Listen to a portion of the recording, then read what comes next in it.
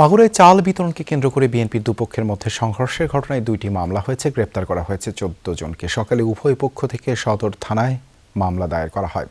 পরে বিভিন্ন স্থানে অভিযান চালিয়ে 14 জনকে গ্রেপ্তার করে পুলিশ। স্টে সেফের ডাবল লেয়ার প্রোটেকশনই পিরিয়ডের হেভি ফ্লোর দিনগুলোতে আমাকে রাখে নিরাপদে। Stay safe.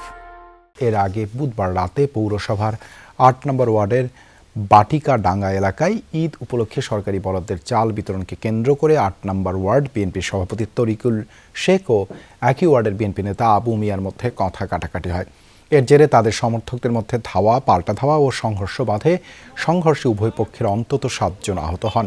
এ সময় ওয়ার্ড বিএনপি সভাপতির কার্যালয়ে ভাঙচুর হয়। খবর পেয়ে পুলিশ ও সেনাবাহিনী গিয়ে পরিস্থিতি নিয়ন্ত্রণে আনে। পুলিশ অভিযান চালিয়ে মোট উভয় গ্রুপের 14 জন আসামিকে গ্রেপ্তার করেছে এবং এই গ্রেপ্তার প্রক্রিয়া অব্যাহত আছে।